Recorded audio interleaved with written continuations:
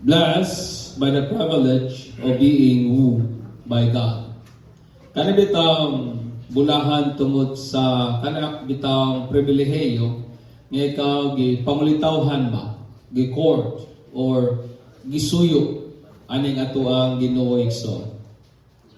Ang atong text makita nato in the book of Isaiah chapter 2, 14 down to 15. Sundan lang ko niyo basa sa inyo. Ang pulong sa Dios nagkanayon, therefore, behold, I will allure her, bring her into the wilderness, and speak kindly to her. 14. Then I will give her her vineyards from there, and the valley of Achor as a door of hope, and she will sing there as in the days of her youth, as in the day when she came up from the land of Egypt, mga igsoon. Kung sa dihang atong pag-alantawon ba ang libro ni Hosea o ang book of Hosea, kung hain kining atong pagpamalandong atong gikuha igsoon, atong makita kung giunsa kita paghigugma sa Dios. Atong makita kung how much God love us. Kanang matino nato ba kung giunsa kita pagpangga sa atong Ginoo, nga kung imong lantawon that despite sa ato ang mga flagrant nga unfaithfulness, what good mo sa iyang pagpangga nato mga igsoon. Ato niaging Sunday, ato nakatunan nga ang gugma sa Dios nga gihigugma ka nato. Isang klaseng gugma nga dili niya kayang mo-tolerate of any rivals. Dili niya kayang mo-tolerate og bisag unsa nga karibal mga igsoon. Busa out of that love gikan anang mao nga gugma ha, iyahang ginakuha kining unsa man ang mga karibal o mga rivals gikan sa atong kasing-kasing. Tungod kay buot siya nga ato siyang higugmaon sa buo sa tibuok ug sa kinatibukan sa ato ang paghigugma og kasing-kasing mga igsoon. Kay dili gusto ang Ginoo nga naa say kaagaw, dili gusto ang Ginoo nga natay higugmaon labaw kaysa niya mga igsoon. Kaning bulana sama sa atong naandan, it is a love month. So mo ni ang panahon nga tinghatag nagbuwak. I don't know nanay naghatag ni magbuwak ching. Ingon imong mama na daw. And I think usa ka butang haumba nga atong paghisgutan kining kabahin sa gugma. I believe it is befitting to talk about love. O kining gugma nga akong hisgutan, it's not about romantic love, kabahin aning opposite sex. Dili kabahin, dili nagisgot sa gugma bahin ba sa kaning managuyab o managpiayon o kaning between sa laki o sa bayi, but of romantic love between God and His people. Kung dili kining gugma nga romantiko, taliwala sa Dios o sa iyang mga katawhan mga igsoon. In verse 14 and 15 sa Hosea, kung inyong lantawon, God revealed, iyahang ipadayag ang klaseng gugma, kansang iyahang igugma kanato, o gipangga ta sa Dios mga igsoon, o kana nga klase nga gugma. I want you to understand me. God had love toward His people, that His love never quits or surrender despite the incorrigible heart of His people. Nga kining Ginoo ba, kining klaseng gugma nga iyang ihigugma kanato, mo kini ang gugma nga dili gyud mo give up, dili mo surrender, dili mo atras, gugma nga dili mo mangluod, maski pa og luyo sa pagkamagahi sa kasing-kasing sa iyahang mga katawhan. Luyo sa kanapitawng lisod tudluan. Luyo sa realidad nga kaning iyahang mga katawhan, lisod kayo i-mend, lisod kayo i-shake, lisod kayo i-form ang ilahang kasing-kasing ngadto sa katuyuan o kana bitang butang ikalipay sa Dios mga igsoon. Despite sa flagrant nga unfaithfulness o taliwala aning tinuyuan ba nga dili pagkamatinud-ano ni Gomer nga siya ang nag-symbolize sa nation sa Israel sa ilahang kondisyon before sa Ginoo mga igsoon, o si Hosea naman ang iyang husband nga nag-symbolize sa Dios o sa iyang pagkamatinud-anon mga igsoon, kansang iyang gibuhat ang tanan nga iyang mabuhat aron lamang iyang mawin back kini si Gomer balik ngadto kaniya mga igsoon. In short, ang gibuhat ni Hosea mura bag iyahang pangulitawhag balik ba si Gomer aron nga mobalik nga naha kaniya uban ang tibok niyang kasing-kasing mga igsoon. Sama usahab like Gomer, regardless ato ang mga balik-balik ng mga kasalanan, regardless ato mga blatant nga unfaithfulness, kanibitang haskang bugata nga dili pagkamatinud-anon ngadto sa ato ang covenant o kasabutan ngadto sa Dios. Pero ang Ginoo mga igsoon nagpabilin siya o dili gid siya mo surrender, dili gid siya mo lunga sa paghigugma nato unconditionally. Amen. And that is the God whom we love. Kita gali usahay nga mga tao kining atong paghigugma sa atong isig kaayo usahay gali nagakausab sa panahon nga may mga pan nga mahimo nato. Pero kining Dios nga atong gialagaran ang iyang gugma luyo sa atong mga kapakyasan, wa gyud mi-surrender, wala gyud mausaw o nagpabilin siyang naghigugma nato unconditionally mga igsoon. Amen. And that is the kind of love nga gihigugma sa Dios nga ni kanato mga igsoon. Ang Complete Jewish Bible nga translation, iyang gi-translate ang Hosea 2:14 rather. Iyang ingon, but now I am going to woo here. Ako siyang kanabitang, ako siyang diskartihan, ako ba siyang panguyaban.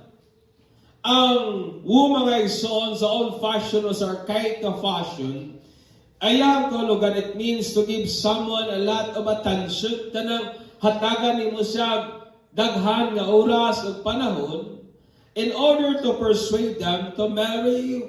Aron nga maengganyo kung kinsa man ang tawhana nga minyuan ka o mahimo nimong partner for life.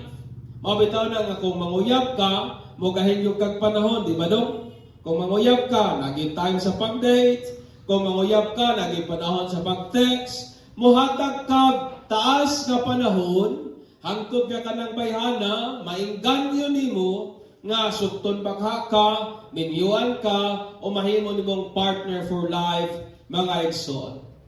Og mo ni ang butang nga ginabuhat sa Dios kanimo ug kanako. He is wooing us in order to be with Him as His wife. Mo na ang Bible describe ta nga mga bride ni Jesus, soon to be, mahimutang iyang wife. And as a bride, ikaw o as a kanabitang minyuanan, brother, ikaw ako mga igsoon, daw ginapanguyaban ta ni Jesus pa.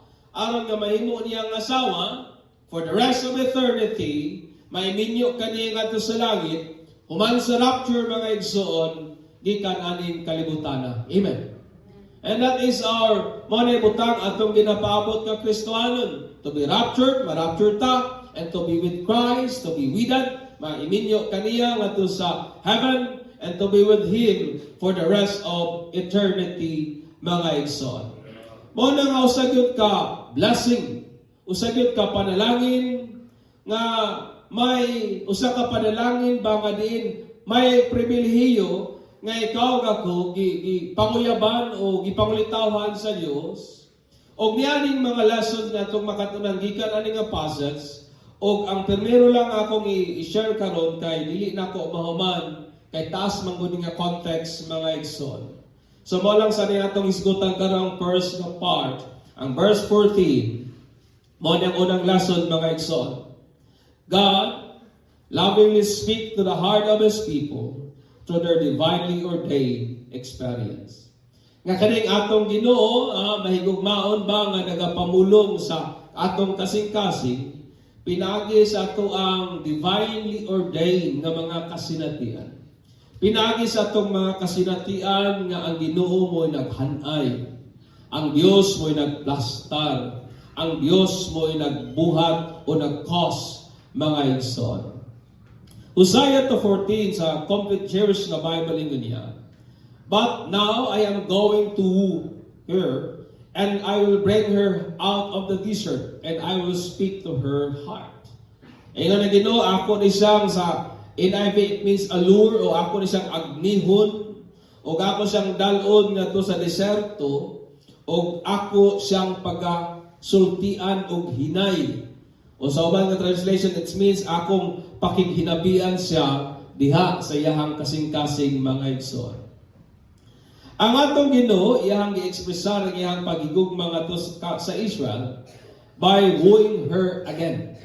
Nga iyang gi-expressar ang maong gugma pinaagi ba sa pag-agni kaniya pag-usab nga taliwala sa iyang promiscuity, taliwala sa iyang kanabitang daghang relasyon sa uban nga mga lalaki, taliwala sa iyang flagrant unfaithfulness o tinuyuan nga mga dili pagkamatinud-anon, o intentionally nga iyang gi-pursue ang iyang lovers, intentionally nga iyang ginasik si Baal, intentionally nga iyang gina-worship si Baal, but taliwala aning mga legitimate nga mga reason. Taliwala aning mga rason nga unta angayan na siyang dili higugmaon, di ba? Angayan na siya nga i-divorce sa Ginoo, angayan na siyang buwagan sa Dios si Gomer o ang Israel tungod sa iyang mga gipangbuhat nga dili mao. Pero ang kahibulungan mga igsoon nga ang gugma sa Dios ngadto niya nagpabiling wala mausab, nagpabiling nga unadulterated, and nagpabiling nga unconditional mga igsoon. Amen. Kaya ba ninyong mahigugma sama sa inyo? Nga ang imuhang asawa luyo sa kadaghan sa partner sa life, imong pagigugma niya wa gyud mausab og mabago. Ang Ginoo nato ingana ang iyang paghigugma nato mga igsoon.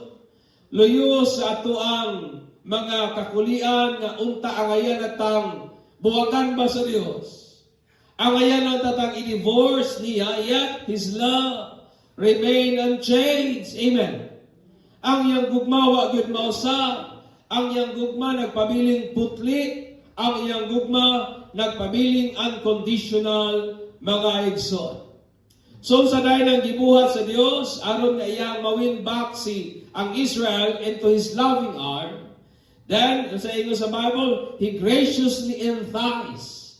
Iyaha pang giagni ang Israel representing ni Gomer mga igsoon back in His loving arm by bringing her into the wilderness wherein iyang ipamulungan ngadto sa iyang kasing-kasing.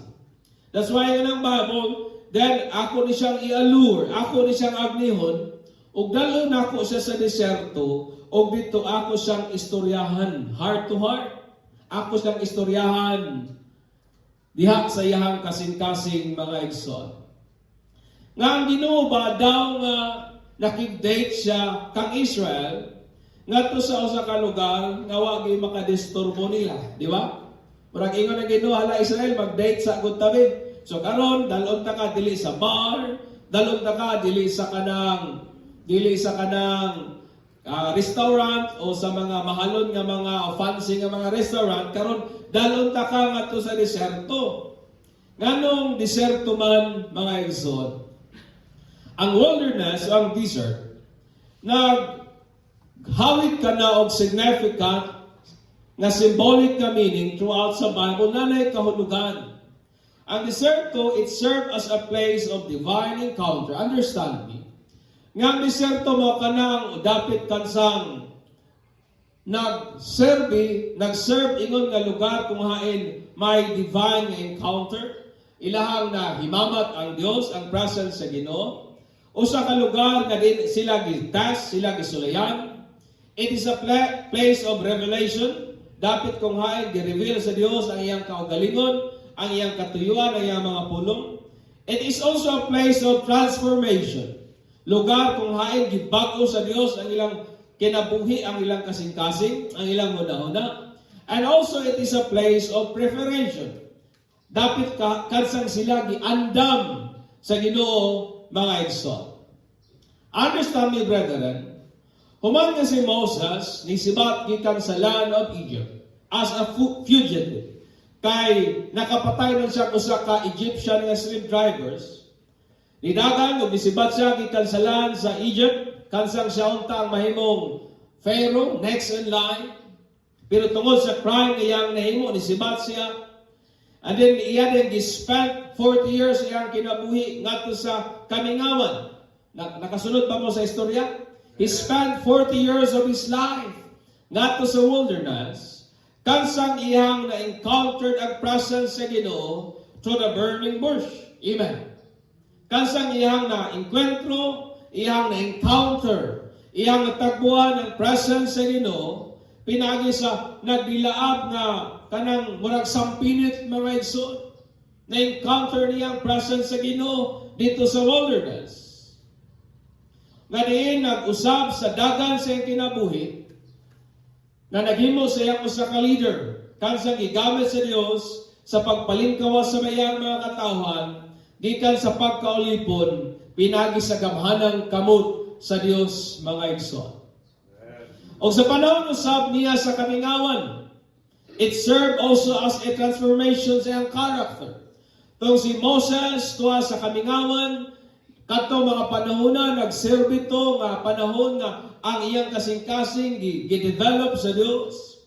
Ang iyang faith mas gipalalom sa Dios o giandam sa Ginoo sa mas dako nga buluhaton, and making him the most humble person on earth. Diba yung ng Bible nga wa na gyud tawo makatupong sa pagka mapainobsan ni Moses? Why? Because dito sa wilderness, transform sa Ginoo ang iyang personality, ang iyang character, ang kinatibuk-an sa iyang pagkatao mga igsoon. Dito sa wilderness, nadawat ni Moses ang mga kabalauran sa Dios ngadto sa Mount Sinai. Human sa 40 days and 40 nights. O dito sa mga kasuguan, dipadayag sa Dios ang iyang kaugalingon, pinagi sa mga kabalauran, o iyang gihatag sa iyang mga katawhan, aron sila mabuhi sumala sa iyang katuyuan mga igsoon. Amen. Dito sa Sinai, gihatag sa Dios dili man lang ang 10 Commandments. Ang uban pang mga kasuguan nga mo'y nag-govern sa panginabuhi, nag-govern sa pangagamhanan, nag-govern sa sabik nga kabalauran sa Israel. Na-receive ka na ni Moses nga sa Mount Sinai mga igsoon. O aron nga katungmaw mga balaura, mo'y mo-govern sa kinabuhi sa iyang mga katawhan, o mabuhi sila sumala sa katuyuan, gawi o pamaagi nga iya sa Dios mga igsoon. Diyausap sa kamingawan for 40 years, ang Israel ilang na-experience ang presence sa Ginoo through the pillar of fire by night and pillar of clouds by day, nga nag-serve as direction, protection, and assurance. Amen. Sulod sa 40 katuig, panahon sa gabi na ay pillars of fire, nga mo'y nagadanag sa ilaha mga igsoon. Panahon po sa adlaw na pillars of cloud na mo po'y nag-shade nila nga dili sila matusta sa tumunang kainit. In short, kini nga pillars, it serve as the presence of God nga mo'y nag-direct, nag-lead nila. Mo taingon si Moses, Ginoo, kung dili imong presensya mo ban kanamo, nang dili mi manglakaw oy. Because ang presence of the Lord gihulagway aning panahona as the pillar of fire by night and pillar of clouds by day. Nga nag-serve direction, nag-serve as a protection, and nag-serve as an assurance nga naagod siya, naguban nila mga igsoon. At the wilderness, sulod sa 40 years, God had provided them manna. Kabalo mo nga wag yun sila magutman, sulod sa 40 katuig. Kaya dito sa kamingawan, ang Ginoo sulod sa 40 years, naghatag nila og manna every morning. Naghatag nila tinapay nga gikan sa langit, matag sayong buntag, sa mao pay pag kanang subang sa adlaw, mamudyot na sila. Di po nila napautuhan kay mahilis man. That's why, mumata sila every morning, makulit sila sa maong manna, and then pagkagabi dayon, ang Ginoo magpadala na po ng mga pugo, quail, So in short, gabi, ang morning, tinapay o bread from heaven, o pagkagabi, karne. O mo na ilahang kinabuhi, sulod sa 40 years, gisustain sila sa Ginoo sa usa ka inhospitable nga land, o ingon pagali ang Bible, mas kang ilang mga sandalyas, wala gali na nga hilis. Amen. Di ba mo na yun sa Bible? For 40 years, they experience the provision and the sustenance that comes from God. At the wilderness, mga igsoon, ang mga Israelite complain tungod sa grabing kauhaw. Ingon sila ng mga matay namin ani sa kauhaw. Reklamo pa nila ka Moses, unsa man ka Moses. Imo lang babing gidala diri sa deserto aron patyon sa kauhaw. Out of their intense nga complaint tungod sa hilabihan nga kauhaw, kabalo mo sa gibuhat sa Ginoo. God made a rivers of water out of arid rock. Ang Ginoo naghimo dili to agas nga murag gripo no. It is a river of water. Kanang sapa gyud ang gibuhat sa Dios. Nga naman, tungod kay iyang gipainom at that time, roughly around 6 million nga individual nga Jews. Kung ang tubig ato patinginaya, di ka sila magpatay. Ang tubig ato yung bang Bible, it gush out. Gikan sa usa ka bato nga wa gyud tubod mga igsoon. Og mo na gibuhat sa Ginoo, ilang na-experience ang mga milagro ba sa Dios sa kahibulungang pamaagi. Amen. Ngadto sa kamingawan, ilang nasaksihan sa ilang mga mata ang kasuko sa Dios. The witness, the anger of God.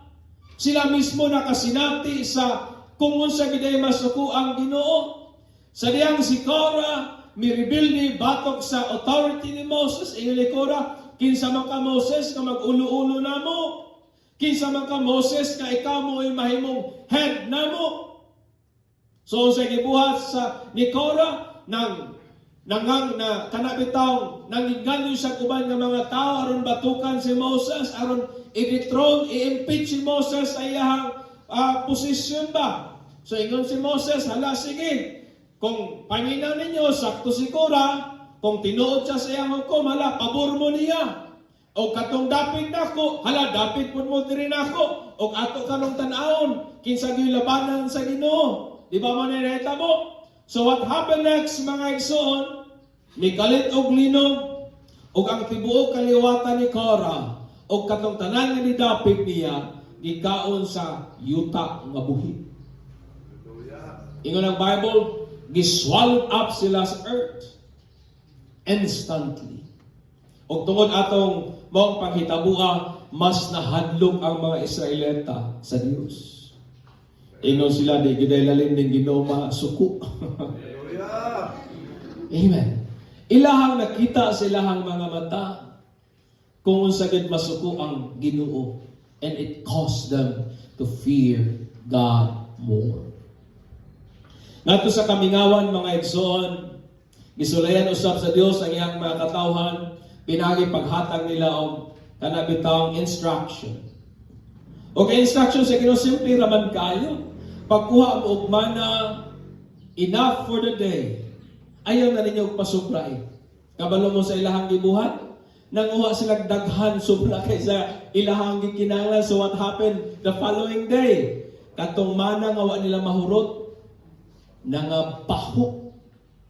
Ingon pa ang Bible nga at that day ang tibuok camp sa Israelites taning baho nga daw na ay mga tao na ngamatay nga nangadugta. Ang instruction sa Ginoo simple man lang, pagkuha og enough for the day. Di lagi magpatuon ang uwang supra. Watong suko tayo si Moses mga igsoon. Ang purpose sa Ginoo for them to know what was in their heart. Aron nga, sila mismo masayod kung unsay naa silang kasing-kasing kung ilahabang tumanon ang Ginoo og dili. Amen. That was the very intention of God, to test them, not for God to know what was in their heart. Tungod kay kabalo naman ang Ginoo sa naa silang kasing-kasing, but for them to know unsay naa silang kasing-kasing kung ila bang tumanon ang Dios ug dili, mga igsoon. Amen. Napabata diha, mga igsoon. Dito sa kamingawan, during sa Exodus, ang Ginoo nakiginapi sa iyang mga katawhan, pinagi sa ilahang mga kasinatian. Kung inyo lang tao ng Bible, gikan sa paggawas nila sa land of Egypt, pag-travel nila sa kaning kamingawan, daghan sila og mga kasinatian, mga igsoon. O katong ilahang mga kasinatian, mga igsoon, God is patiently changing their heart. Nga Ginoo sa pikas nga pamaagi, hinay-hinay usab niyang ginabag-o, ginausab ang kasing-kasing sa iyahang mga katawhan, gina-transform ang ilang mga character, gina-develop ang ilahang pagtuo, o ginaandam sila sa pagpusas sa saad sa Diyos, mga igsoon. Amen. Understand me, brethren, in the wilderness, God speaks. Ngadto sa iyahang mga katawhan, ang Ginoo nagapamulong ngadto sa iyang mga katawhan, ngadto sa Israelites, to conquer the promised land. Mapapod sa atong kinabuhi, diha sa atong mga wilderness, mga igsoon, God speak to us. Mas gali si Jesus, isulayan gali, gidala nga to sa kabingawan, pero triumphantly, nigawas siya, mga igsoon. Understand me. Kini nga mga kasinatian sa Israelite is not random. Dili ni kanang nahitabo without reason. It happened tungod kay ang Ginoo mo'y nag-ordain anang tanan. Amen. It was God mo'y nag-ordain, naghanay, nagplastar anang tanan. It was God who chose the way for His people to journey in the wilderness for 40 years. Ang Ginoo mo'y nagpili sa dalang ilang agihan, nga ang journey, paingon unta sa promised land, makuha naman unta og 11 ka adlaw. Pero it took them 40 years. Nga naman, kaya dito sa kamingawan, gihinahinay mulda sa Dios ang ilang kasing-kasing. Dito sa kamingawan, ginatudluan sila sa Dios sa pagsalig niya. Dito sa kamingawan, ginatudluan sila sa Dios sa pagkahadlok niya. Dito sa kamingawan, God revealed Himself ngadto nila. Ngadto sa God revealed Himself ngadto sa mga kuan, ngadto sa mga Israelite, mga igsoon ug uban pa. Amen. Naunta ang travel nila paingon sa promised land, 11 ka adlaw, maabot naunta sila, pero nidagan pag 40 years, mga igsoon. It was God who caused Moses to spend 40 years sa Midian desert. Dili to aksidente nga nung naabot si Moses ngadto sa deserto. It was God mo'y nag-orchestrate, naghanay, nagplasta niya itong tanan, mga igsoon. It was God who caused the earth to tremble and shake. Ang Ginoo mo'y nagpatayog sa yuta, rason og hinungdan nganong mas nahadlok ang mga Israelita ngadto kaniya, mga igsoon. Uban sa itong mga kasinatian sa kinabuhi, pwedeng resulta kana sa itong mga desisyon o mga pagpili. Pero mas kiluyon niya ng tanan, ang Ginoo pwedeng magagamit sa itong mga pagpili, pwedeng magagamit sa itong mga desisyon aron i-accomplish ang iyang plan. Amen. Kayang gamiton sa Dios ang atong mga kaugalingong desisyon. Kayang gamiton sa Dios ang atong kaugalingong mga pagpili aron i-accomplish ang iyang katuyuan o plano, mga igsoon. O uban sa atong mga kasinatian sa kinabuhi are orchestrated by God. Kining may mga kasinatian usab kita sa kinabuhi nga ang Dios mo'y naghanay, nagplastar niya na, mga igsoon. Tungod kay nasa'y plano, tungod kay nasa'y katuyuan, tungod kay nasa'y tumong, tungod kay nasa'y intention, mga igsoon. Amen. Understand me, ang atong mga kasinatian sa kinabuhi may varied and degree or intensity. Pwede nga dili ta parihag mga kasinatian. Pwede ang kasinatian sa uban kabahin sa kalisod mas lisod kaysa ginasanati nga kalisod sa uban. Pwede nga kasinatian sa uban sa kahayahay, mas hayahay kaysa ginasanati sa uban, mga igsoon. Dili man siguro pareha og kabugaton or intensity kining atong mga kasinatian sa kinabuhi. Pero ang Ginoo diha sa sovereign wisdom, understanding. But God, in His sovereign wisdom, nagapakighinabi sa atong kasing-kasing sa mahigugmaon nga pamaagi, only if we pay close attention to His voice through our experiences in life.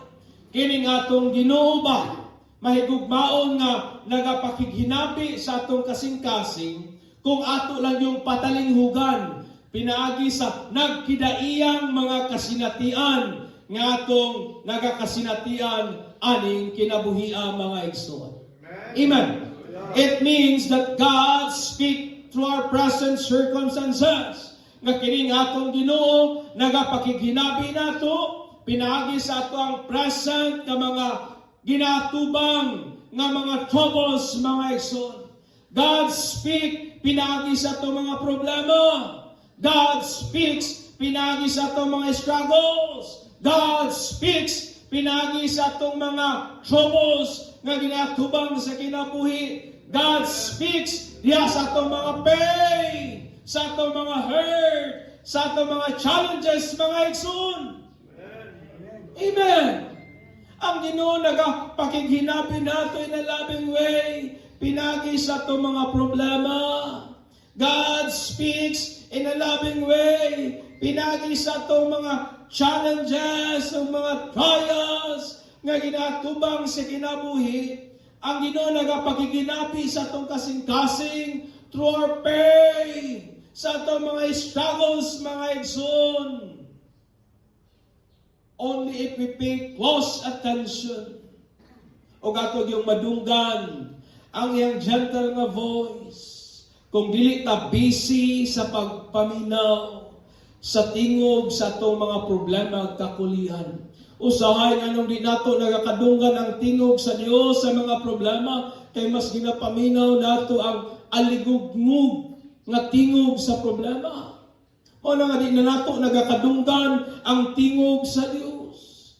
Usahay nga nung di na nato nagakadunggan ang nindot nga tingog sa Dios sa mga dili mayong kasinatian nato sa kinabuhi. Tungod kay busy kay taog paminaw sa tingog sa kawalan-on. Busy kay taog paminaw sa tingog sa atong mga panginahanglanon. Busy kay taog paminaw sa tingog sa atong mga kahadlok o mga kabalaka.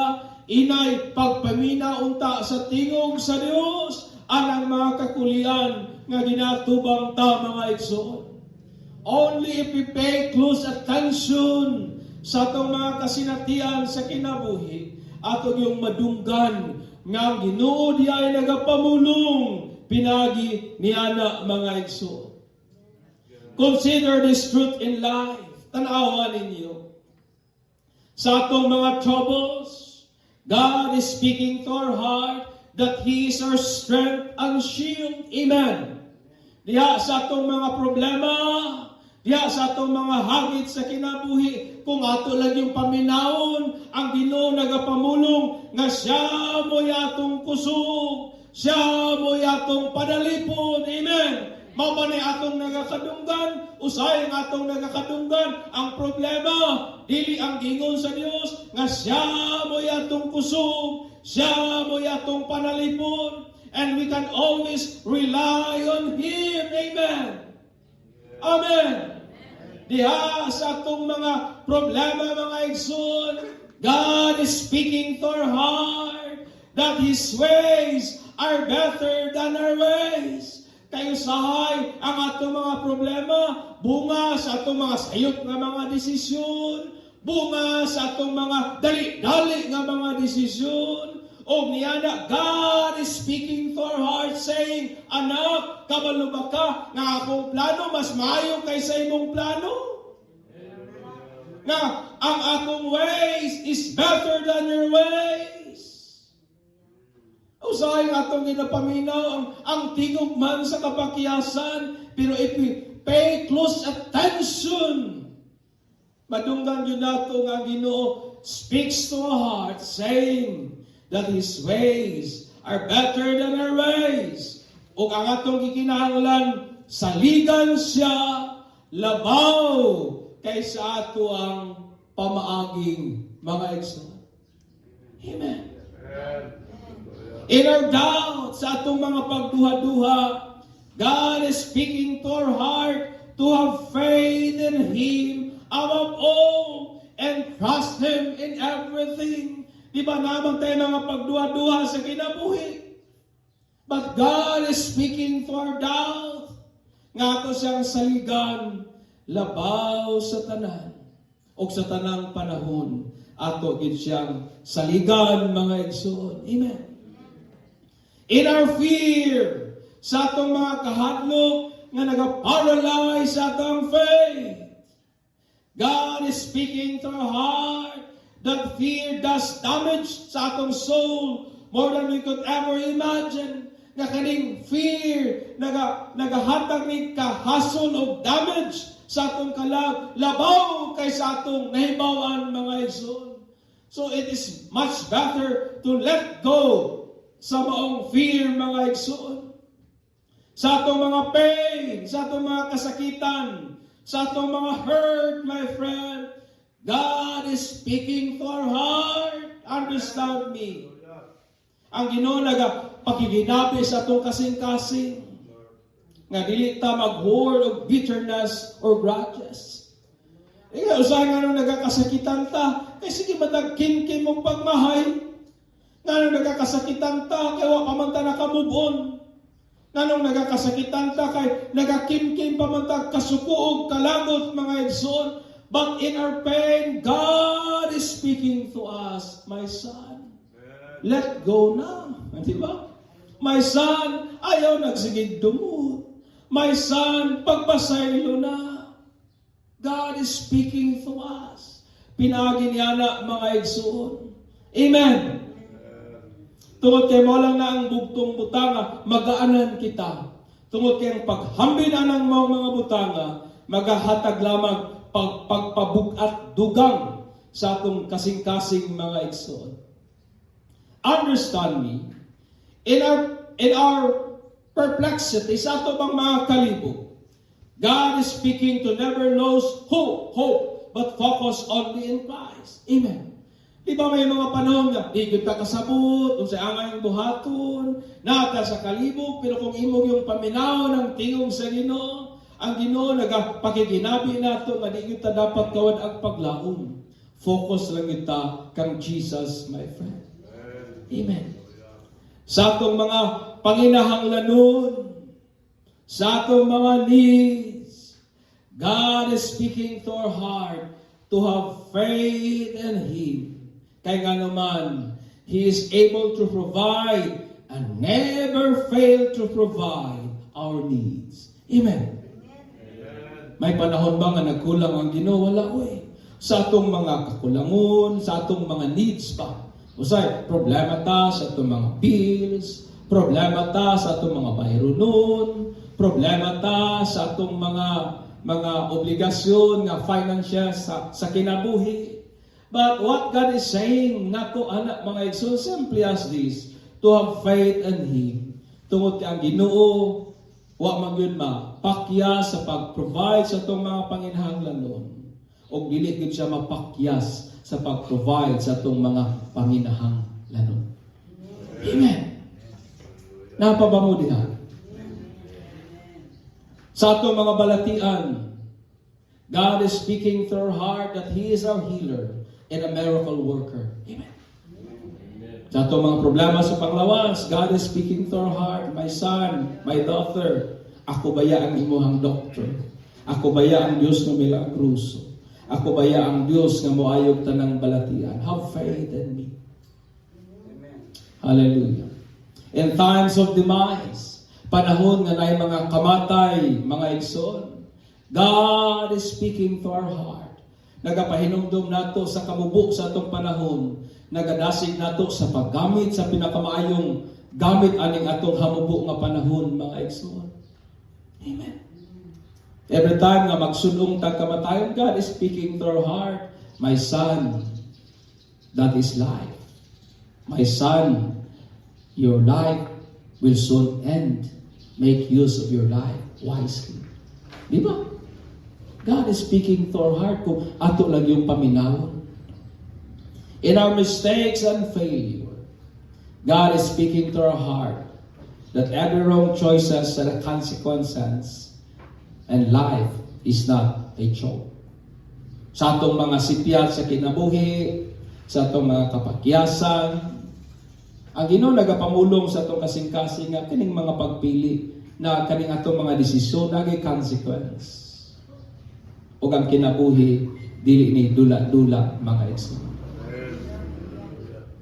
Ang akong pangutana simple as this. Sa imong mga ginasalatian karon sa kinabuhi, nadunggan ba nimo ang tingog sa Dios? Sa imong mga problema o sa may imong nadunggan katong naghatag og problema o ang tingog sa Dios nga nag-ingon, my son, be patient. My son, love those who can't love you. Sa imo bang mga kakulian sa kinabuhi, ang imo bang nagakadunggan ang tingog ba sa Ginoo?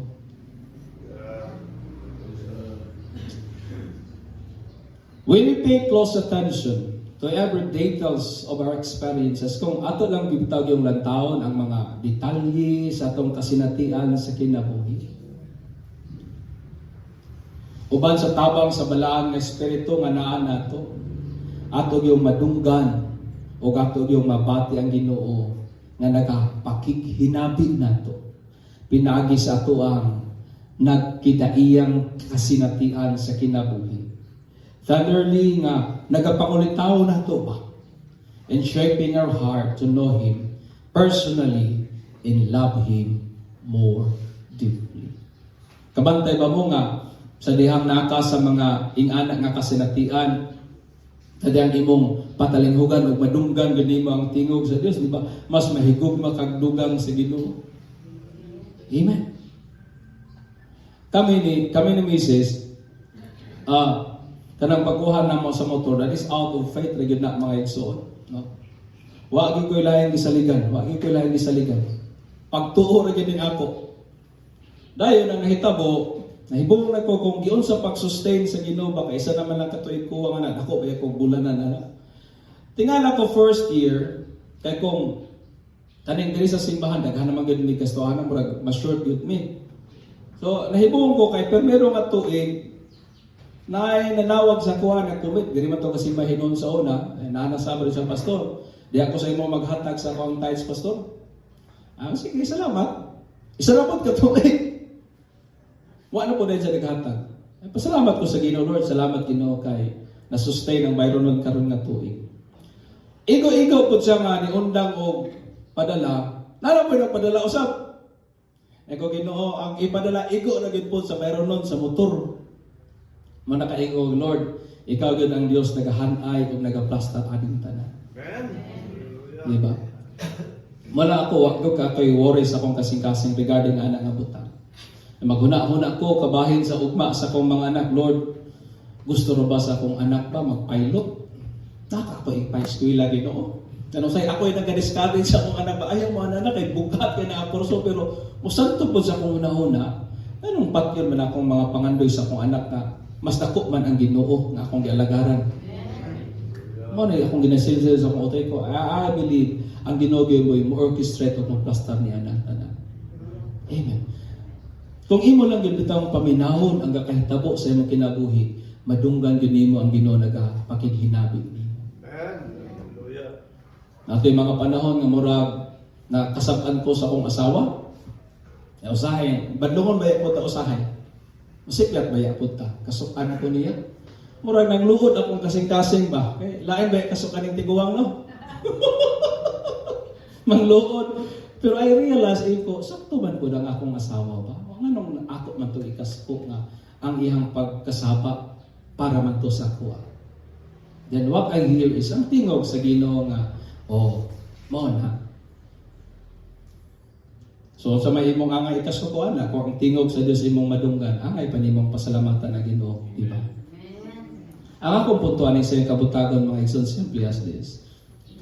Sa tanang butang nga gakahitabo sa atong kinabuhi, kung ato lang yung patalinghugan pag-ayo, uban sa tabang sa balaan nga espiritu, madunggan din nato ang Ginoo nagapakikinabig nato pinaagi sa atong nagkidaiyang kasinatian sa kinabuhi. Amen. Amen. Amen. Manidog ta, and let us